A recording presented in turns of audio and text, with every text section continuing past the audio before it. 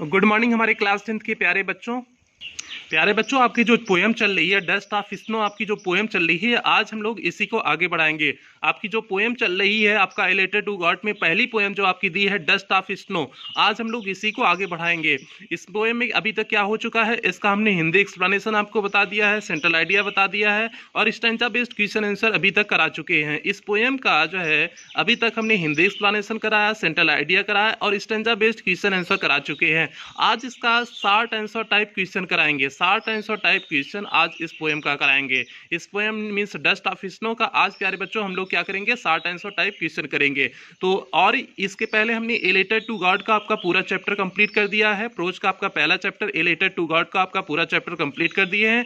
यदि आपने पुरानी वीडियो नहीं देखे हैं तो आप प्लेलिस्ट में जाइए, आपकी प्लेलिस्ट बनी है UP board class 10th English new syllabus, UP board class 10th English new syllabus करके आपकी प्लेलिस्ट बनी है। आप वहां से जाकर के सारी वीडियो चेक कर सकते हैं, सारी वीडियो आपको वहां से आसानी से मिल जाएंगे।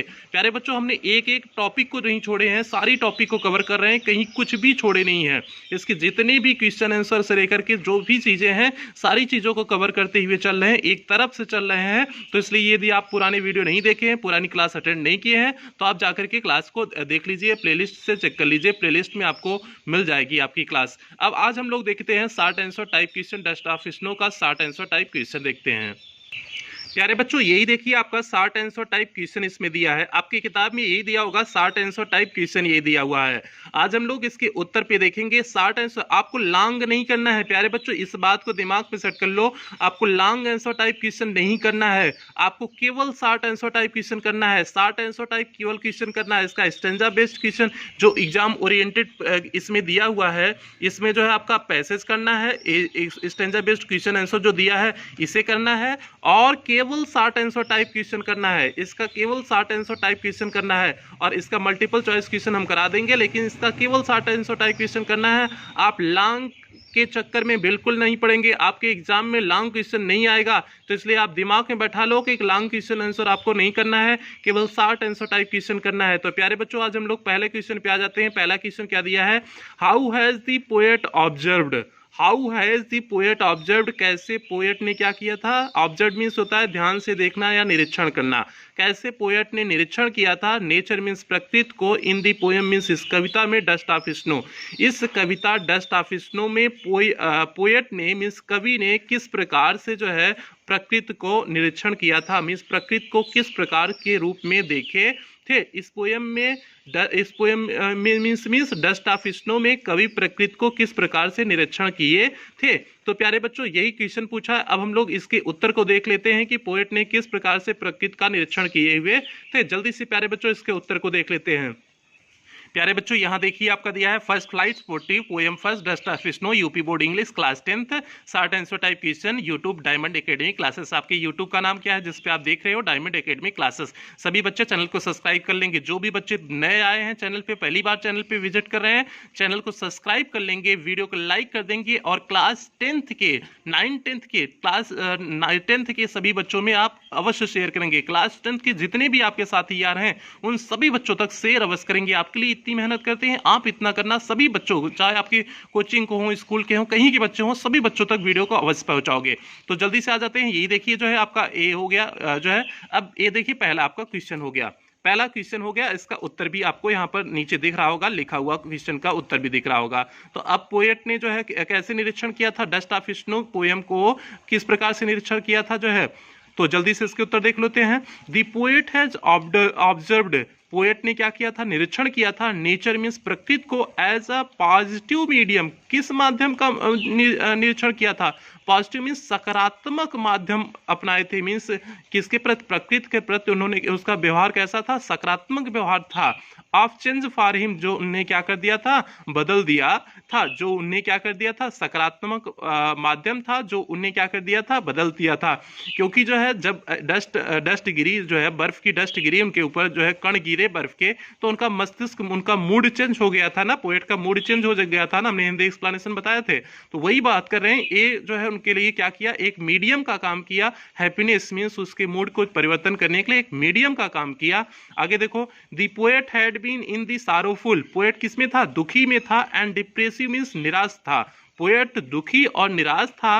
मूड इन दी पोएम मीन्स इस कविता में पोएट किसमें था? दुखी और निराश मनोदशा में था। मूड मीन्स क्या सकते हैं? मनोदशा। इस कविता में जो है पोएट निराश और दुखी मनोदशा में था। बट तब then the way of crow shook snow dust of, जिस तरीके से जो है कौवे ने क्या किया? बर्फ के कण को नीचे गिराया। इट चेंज्ड हिज मूड, यह उनके मस्तिष्क को, इनके मनोदशा को क्या कर दिया था? परिवर्तित कर दिया था। प्यारे बच्चों, यह उनकी मनोदशा को क्या कर दिया था? परिवर्तित कर दिया था। तो इसलिए डस्ट ऑफ स्नो को किस प्रकार से निश्चित उन्होंने किए थे? A positive medium change for him. तो प्यारे बच्चों, सिंपल सा यही उत्तर हो गया। The poet has observed nature as a positive medium of change for him. The poet had been in the sorrowful and depressive mood in the poem, but then the way a crow shook snow dust off, it changed his mood। तो प्यारे बच्चों, ये आपका पहले question का उत्तर हो गया। एकदम सटीक उत्तर लिखे हुए हैं, सटीक उत्तर आपके लिए लाए हुए हैं, एकदम सटीक से सटीक उत्तर जो है लाए हैं, जिससे आपको कोई समस्या न हो। अब जल्दी से हम लोग बढ़ जाते हैं दूसरे क्वेश्चन में। दूसरा क्वेश्चन क्या पूछा है, जल्दी से दूसरे क्वेश्चन की तरफ प्यारे बच्चों बढ़ते हैं। प्यारे बच्चों, दूसरा क्वेश्चन आप देखिए, what is the central idea of the poem dust of snow. Question क्या पूछा है? What is the central idea, क्या जो है मुख्य भाव है? सेंट्रल आइडिया मीन्स होता है मुख्य भाव होना। ऑफ द पोएम, इस कविता के, dust of snow, dust of snow कविता के मुख्य भाव क्या हैं? क्वेश्चन क्या पूछा है? डस्ट ऑफ स्नो का जो कविता है इसका मुख्य भाव क्या है, अर्थात मुख्य विषय क्या है? सेंट्रल आइडिया अगर आपको लिखना हो तो सेंट्रल आइडिया हमने करा दिए हुए हैं। इसका सेंट्रल आइडिया तो हमने आपको पहले ही करा चुके हुए हैं। अगर लंबा लिखना हो तो आप उसे लिख सकते हैं, लेकिन जो है सेंट्रल आइडिया इसका कराए हुए हैं, लेकिन यहाँ पर शॉर्ट आंसर टाइप क्वेश्चन में पूछा है, तो एकदम सटीक 2 लाइन में उत्तर देना है आपको, क्योंकि उसमें सेंट्रल आइडिया जो लिखा है वो काफी लंबा लिखा है, काफी बड़ा लिखा है सेंट्रल आइडिया। तो इसमें आपको सटीक उत्तर चाहिए, सिर्फ 2 लाइन का चाहिए, तो इसलिए इसका उत्तर कुछ डिफरेंट होगा। किस प्रकार से डिफरेंट होगा? 1 लाइन 2 लाइन में उत्तर किस प्रकार से देने की कोशिश करेंगे कि इस पोएम का मुख्य विषय क्या है, मुख्य भाव क्या है डस्ट ऑफ स्नो का। जल्दी से हम लोग इसके उत्तर को देख लेते हैं। क्वेश्चन नंबर 2 के उत्तर को जल्दी से देख लेते हैं प्यारे बच्चों। प्यारे बच्चों, आपको क्वेश्चन नंबर 2 दिख रहा होगा। क्या दिख रहा है? What is the central idea of the poem dust of snow. तो क्या हो जाएगा प्यारे बच्चों, जल्दी से इसका उत्तर को देख लो।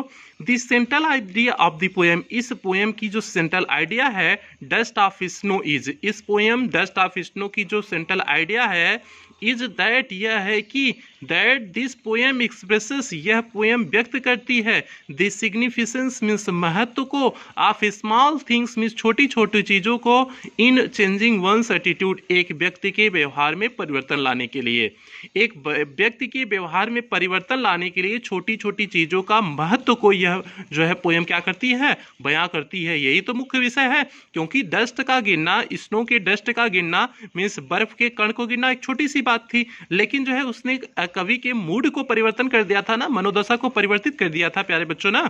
तो इसलिए जो है छोटी छोटी कभी कभी लाइफ में चीजें जो है किसी व्यक्ति की मनोदशा को परिवर्तित कर सकती है। जैसे आप बहुत दुखी हो, आपके माता पिता आपको खूब डांटे हुए हैं, लेकिन आप दोस्तों के साथ जाते हो, थोड़ा सा हंसी मजाक हुआ, आपका दिमाग सही हो जाता है, आपकी मनोदशा सही हो जाती है। तो प्यारे बच्चों, वही बात है, छोटी छोटी चीजों का महत्व होता है। आपके लाइफ में कोई छोटा सा जोक बोल दिया, आप निराश हो तो उससे थोड़ा सा खुशी मिल जाती है, आपका मनोदशा चेंज हो जाता है। तो वही बात है कि इस पोएम में क्या बताया गया है, छोटी छोटी चीजों के महत्व के बारे में चर्चा की गई है। यही तो इसका मुख्य थीम है, इसका तो मुख्य जो है यही तो विषय है इसका। तो क्या हो जाएगा? The central idea of the poem, इस पोएम की जो मुख्य भाव है, मुख्य विषय है डस्ट ऑफ स्नो की, इज दैट, यह है कि दैट दिस पोएम एक्सप्रेसेस, यह पोएम क्या करती है? व्यक्त करती है significance of small things in changing one's attitude, एक व्यक्ति के जो है जीवन में छोटी छोटी चीज़ों जैसे किस प्रकार से परिवर्तन ला सकती हैं, उन सारी चीज़ों को व्यक्त करता है। तो प्यारे बच्चों, ये आपका हो गया जो है क्वेश्चन नंबर 2 का उत्तर हो गया। अब हम लोग चलते हैं क्वेश्चन नंबर 3 की तरफ चलते हैं। उम्मीद करते हैं इतना क्वेश्चन आप लिख लिए होंगे। आपका हैंड रिटेन नोट्स आपको सितंबर अक्टूबर तक मिल जाएगा। आप लोग उसके लिए बेफिक्र रहिए, आपको नोट्स सितंबर अक्टूबर तक मिल जाएगा। उसकी आपको एकदम बेहतरीन सटीक जो आपके एग्जाम में क्वेश्चन बन सकते हैं, उस ढंग से सटीक बेहतरीन नोट्स आपके लिए बना रहे हैं। तो इसलिए आप लोग उसके लिए भी बेफिक्र रहिए, बट आप लोग लिखते चलिए, क्योंकि इससे हो सकता हो कुछ डिफर आपको नोट्स मिले। ठीक है, तो प्यारे बच्चों, जल्दी से हम लोग क्वेश्चन नंबर 3 की तरफ आगे बढ़ जाते हैं। क्वेश्चन नंबर 3 क्या है प्यारे बच्चों, जल्दी से देख लो। What mood of the poet, किस प्रकार की मनोदशा of the poet is reflected in the poem, इस कविता में किस प्रकार की मनोदशा कवि की प्रस्तुत की गई है, मीन्स दिखाई गई है। किस प्रकार की जो है मनोदशा इसमें दिखाई गई है कि पोएट बहुत दुखी था ना, यही मनोदशा दिखाई गई है ना। और उसके बाद पूछा इसे किस प्रकार प्रस्तुत किया, हाउ डज इट रिफ्लेक्ट, इसे किस प्रकार से प्रस्तुत किया गया है। प्यारे बच्चों और क्वेश्चन क्या किया है, हाउ डज इट रिफ्लेक्ट, और इसे किस प्रकार से प्रस्तुत किया गया है। पहले तो पूछा what mood of the poet is reflected in the poem, means इस कविता में कवि की किस मनोदशा को प्रस्तुत किया गया है। और हाउ डज इट रिफ्लेक्ट, यह किस प्रकार से प्रस्तुत किया गया है, कौन सी मनोदशा है और किस प्रकार से प्रस्तुत किया गया है। प्यारे बच्चों क्वेश्चन नंबर 3A है, इसके उत्तर को जल्दी से हम लोग देख लेते हैं। क्वेश्चन नंबर 3 का उत्तर जल्दी से हम लोग देख लेते हैं। क्वेश्चन नंबर 3 प्यारे बच्चों आपको दिख रहा होगा, what mood of the poet is reflected in the poem, how does it reflect.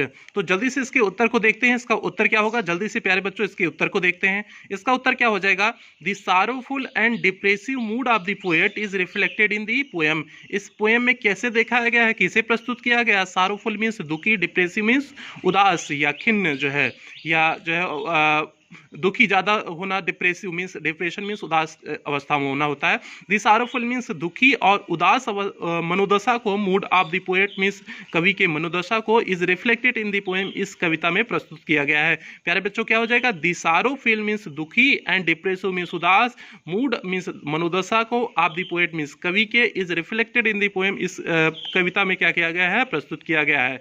इस कविता में क्या प्रस्तुत किया गया है, कवि के उदास और जो है उदास और दुखी मनोदशा को प्रस्तुत किया गया है।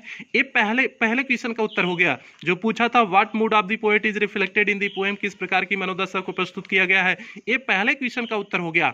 अब दूसरा क्वेश्चन जो पूछा है, हाउ डज इट रिफ्लेक्ट, यह कैसे दिखाया गया, कैसे दिखाया गया कि कवि जो है उदास थे, निराश थे, इस बात को कैसे दिखाया गया है प्यारे बच्चों। तो कैसे दिखाया गया था, क्योंकि उदास के लिए तो कोई शब्द प्रयोग किया नहीं गया है, उसमें उदास के लिए कोई शब्द कहीं नहीं प्रयोग किया गया है। तो कैसे आपको पता कि कवि उदास थे, क्यों, कैसे पता, क्योंकि कौवा जो है अशुभ की पहचान है। कौवा और जो धतूरे का वृक्ष है, धतूरा पॉइजनस होता है, विषैला होता है, और जो है वैसे ये क्या कहते हैं जो है आपका कौवा भी अशुभ होता है। तो इन सारी चीजों को दिखा करके उसने जो है दुखी होने का भाव प्रकट किया है। तो क्या हो जाएगा, the use of bird crow, कौवे का जो इन्होंने प्रयोग किए हैं, विच इज अगली, जो क्या होता है, अगली मीन्स बेकार होता है, एंड हार्श और कड़वा होता है। हार्श मीन्स जो अच्छे नहीं होते, जिनकी आवाजें अच्छी नहीं होती, उन्हें हार्श कहते हैं। एंड हेमलॉक ट्री, और हेमलॉक जो वृक्ष है, tree which is poisonous plant, यह कैसा प्लांट है, यह कैसा पौधा है, पॉइजनस मीन्स जहरीला पौधा है। रिफ्लेक्ट दी पोएट्स मूड, और यही सारी चीजें दिखाती हैं कवि के मनोदशा को दिखाती हैं, और यही दोनों चीजें कवि के मनोदशा को रिफ्लेक्ट करती हैं, दिखाती हैं। कौन कौन सी प्यारे बच्चों, कौवा जो है, जो बर्ड थी, कौवा जो है था वो क्योंकि अगली था और हार्श था, और हेमलॉक ट्री जो था वह पॉइजनस था। यही कवि के मनोदशा को दिखाते हैं, यही कवि के दुखी होने के मनोदशा को क्या करते हैं प्यारे बच्चों, प्रस्तुत करते हैं। रिफ्लेक्ट द पोएट्स मूड, यही कवि की मनोदशा को क्या करते हैं, प्रस्तुत करते हैं। तो प्यारे बच्चों इसका क्वेश्चन का उत्तर क्या हो जाएगा, what mood of the poet is reflected in the poem, how does it reflect. तो प्यारे बच्चों इसका उत्तर क्या हो गया, the sorrowful and depressive mood of the poet is reflected in the poem, the use of bird crow which is ugly and harsh, and hemlock tree which is poisonous plant reflect the poet's mood. तो ये हो गया आपका तीसरे question का उत्तर। अब हम लोग बढ़ेंगे चौथे क्वेश्चन की तरफ, और चौथे क्वेश्चन की तरफ बढ़ने से पहले जो भी बच्चे चैनल पे पहली बार आए हैं, चैनल को सब्सक्राइब करें, वीडियो को लाइक करें, क्लास 10th के सभी बच्चों में शेयर अवश्य करें, सभी बच्चों को तक इस वीडियो को अवश्य पहुंचाएं, क्योंकि आपकी रेगुलर क्लास चल रही है, डेली क्लास चल रही है, डेली आपको क्लास मिल रही है। तो आप लोग जो है प्लेलिस्ट से जाकर के आपको सारी क्लासें आपको वहाँ जो चल चुकी हैं वो भी मिल जाएंगी, और डेली आपकी क्लासें हो रही हैं। अब हम लोग अगले क्वेश्चन की तरफ बढ़ जाते हैं, क्वेश्चन नंबर 4 की तरफ बढ़ जाते हैं। प्यारे बच्चों क्वेश्चन नंबर 4 आपका क्या है, where was the poet and what happened to him. अब क्वेश्चन क्या पूछा हुआ है, where was the poet means कवि कहाँ पर था, where was the poet means कवि कहाँ पर था, and what happened, happened means क्या होता है प्यारे बच्चों, घटित होना, and what happened to him, और उसके साथ क्या घटित हुआ। क्वेश्चन क्या पूछा है, where was the poet means कवि कहाँ था, and what happened to him, और उसके साथ घटित हुआ। क्या हुआ, घटित हुआ। तो अब जल्दी से आप लोग इसका उत्तर यही बता दो, तो हम लोग उत्तर देखते हैं क्या हो जाएगा। Where was the poet, poet कहाँ था, अंडर दी हेमलॉक ट्री हो जाएगा ना, जो है हेमलॉक धतूरे के वृक्ष के नीचे था ना। और व्हाट हैपेंड टू हिम, उसके साथ क्या घटित हुआ था, उसके साथ क्या घटित हुआ था प्यारे बच्चों, डस्ट ऑफ स्नो जो थी, जो है बर्फे के जो कण थे वो उसके ऊपर फेल डाउन हो गए थे ना, फेल डाउन मींस उसके ऊपर गिर गए थे ना, तो यही तो घटित हुआ था। सिंपल सी बात, इसका उत्तर हो जाएगा कि वह हेमलॉक ट्री के नीचे था और जो है उसके साथ घटित क्या हुआ, डस्ट ऑफ स्नो उसके ऊपर फेल डाउन हो गया था, मींस गिर गया था। यही प्यारे बच्चों क्वेश्चन नंबर 4 का उत्तर हो जाएगा। अब जल्दी से हम लोग क्वेश्चन नंबर 4 का उत्तर देख लेते हैं कि उत्तर इसका कैसे हमने लिखा है, कैसे आपको लिखना है। जल्दी से देख लेते हैं क्वेश्चन नंबर 4 का उत्तर। प्यारे बच्चों, आपको क्वेश्चन नंबर 4 दिख रहा होगा, उसका उत्तर भी आपको दिख गया होगा। जल्दी से हम लोग इसके उत्तर की चर्चा कर लेते हैं।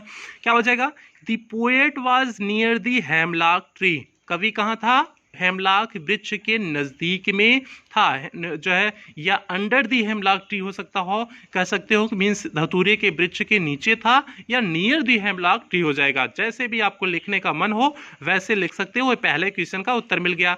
The poet was very sorrow, poet क्या था। अब दूसरे क्वेश्चन का उत्तर, पहले क्वेश्चन का उत्तर मिल गया कि the poet was near the hemlock tree, poet कहाँ था, हेमलॉक ट्री के नजदीक में था, या फिर कर सकते हो the poet was under the hemlock tree. इस प्रकार से उत्तर भी हो सकता है। अब हम लोग चलते हैं उसके दूसरे उत्तर पे चलते हैं कि व्हाट हैपेंड टू हिम, उसके साथ वहां पर क्या घटित हुआ था, उसे हम लोग देखते हैं। तो प्यारे बच्चों क्या है, दी पोएट वॉज वेरी सारो मीन्स कवि बहुत दुखी था।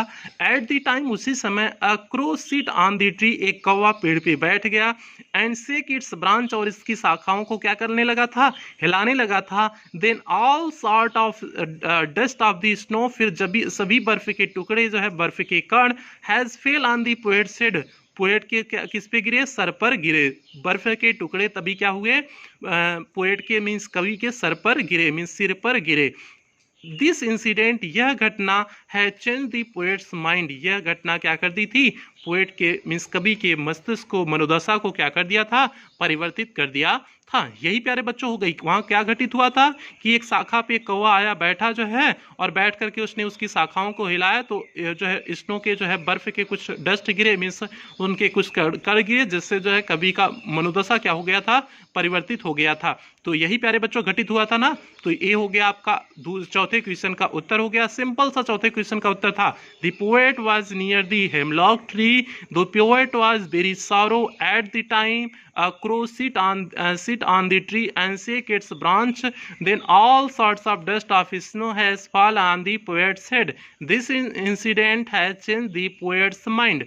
तो प्यारे बच्चों, अब हम लोग बढ़ जाते हैं क्वेश्चन नंबर 5 की तरफ बढ़ जाते हैं। देखते हैं क्वेश्चन नंबर 5 है क्या। क्वेश्चन नंबर 5 क्या है प्यारे बच्चों, जल्दी से देखो। नरेट सिमिलर एक्सपीरियंस, ऐसे ही एक अनुभव के बारे में व्याख्या कीजिए, चर्चा कीजिए, ऑफ योर लाइफ मीन्स अपने जीवन में, व्हेन नेचर इंटरवेंड, जब प्रकृति का समावेश हुआ है, एंड चेंज्ड योर मूड, और आपकी मनोदशा को क्या कर दिया हो, परिवर्तित कर दिया हो। सिंपल सा क्वेश्चन पूछा है, narrate similar experience of your life, आप भी अपने जीवन की ऐसी एक घटना के बारे में लिखिए, बताइए। व्हेन नेचर इंटरवेंड, जब प्रकृति का क्या हुआ हो, समावेश हुआ हो, प्रकृति उसमें क्या की हो, आई हो, प्रकृति का उसमें समावेशन हुआ हो, एंड चेंज्ड योर मूड, और आपके मनोदशा को क्या कर दिया हो, परिवर्तित कर दिया हो। किसी ऐसे घटना को आपको अपने बारे में लिखना है। तो प्यारे बच्चों, एक्चुअल में तो इसे लिखना तो आपको ही है, आपके साथ जो घटित हुआ है उसी को, घटना को लिखना है, ठीक है। तो इस क्वेश्चन को आपके ऊपर छोड़ दें, जाने दो। अच्छा, आपके ऊपर नहीं छोड़ते हैं, इसे भी करा देते हैं। एक घटना लिख देते हैं कि जिस प्रकार से कोई भी घटना आप अपने लाइफ की लिख सकते हो, नॉर्मल सी घटना। तो जो है जल्दी से हम लोग क्वेश्चन नंबर 5 का उत्तर देख लेते हैं, और इसके बाद आपका शॉर्ट आंसर टाइप क्वेश्चन खत्म हो जाएगा। हमने जैसा कि आपको बता दिया, लॉन्ग आंसर टाइप क्वेश्चन आपको करना नहीं है, तो इसलिए आपका ये जो है शॉर्ट आंसर टाइप क्वेश्चन का लास्ट क्वेश्चन है। जल्दी से इसके उत्तर को देख लेते हैं। प्यारे बच्चों, उत्तर क्या है देखिए, जल्दी से हमने लिखा हुआ है यहाँ पर, आपको क्वेश्चन भी दिख रहा होगा, 5वां क्वेश्चन नंबर 5 भी दिख रहा होगा, उसका उत्तर भी आपको दिख रहा होगा। तो क्या हो जाएगा, इसकी घटना को हम सिंपल सी घटना जो है नाइटिंगेल से जोड़ करके एक छोटी सी घटना बनाए हुए हैं, तो जल्दी से उसे देख लीजिए। है क्या, वंस अ टाइम, एक बार, आई वॉज सिटिंग एलोन, मैं क्या किया था, अकेला बैठा हुआ था। एक बार की बात है, मैं अकेला बैठा हुआ था। And I was totally disturb, और मैं पूरी तरह से क्या था, डिस्टर्ब था, मीन्स परेशान था। बिकॉज, क्योंकि माई फादर स्कॉल्डेड मी, मेरे पिता मुझसे क्या किए थे, स्कॉल्डेड मीन्स डांटना। मैं दुखी निराश इसलिए था क्योंकि मेरे पिता मुझे क्या किए थे, डांटे हुए थे। देन तभी जो है अ नाइटिंगल केम, एक बुलबुल आई, एक नाइटिंगल पक्षी का नाम है, एक नाइटिंगल आई, केम दियर, और वहां पर आई and sings a sweet song, और एक मधुर सा प्यारा सा क्या करने लगी, गीत गाई। And my mood was changed, जो है सडनली, और मेरा मस्तिष्क, मेरी मनोदशा क्या हो गई, सडनली मीन्स होता है अचानक बदल गई। Then I was happy due to nightingale, फिर मैं नाइटिंगल की वजह से क्या था, प्रसन्न था। नाइटिंगल जो है एक पक्षी का नाम है, जो है बहुत मधुर गीत गाती है, तो जो है उसके गीत से मैं क्या हो गया था, मेरा मूड परिवर्तित हो गया था। एक छोटी सी घटना, मैंने इंसिडेंट को जो है यहाँ पर लिख दिए हुए हैं। यहाँ पर आप अपनी लाइफ से कोई भी अगर इंसिडेंट घटित हुआ हो तो आप लिख सकते हो, यहाँ कोई दिक्कत नहीं है, क्योंकि आपको अपने एक्सपीरियंस शेयर करने हैं। तो सिंपल सी बात, हमने एक घटना को दिखाया था। Once a time I was sitting alone and I was totally disturb because my father scolded me. Then a nightingale came there, वहां पर आई and sings a sweet song and my mood was changed suddenly. Then I was happy due to nightingale, फिर मैं Nightingale की वजह से क्या था, प्रसन्न हो गया था। तो प्यारे बच्चों, ये सिंपल सा क्वेश्चन नंबर आपका 5 का उत्तर हो गया था। हमने एक छोटी सी घटना से बनाने की कोशिश किया था।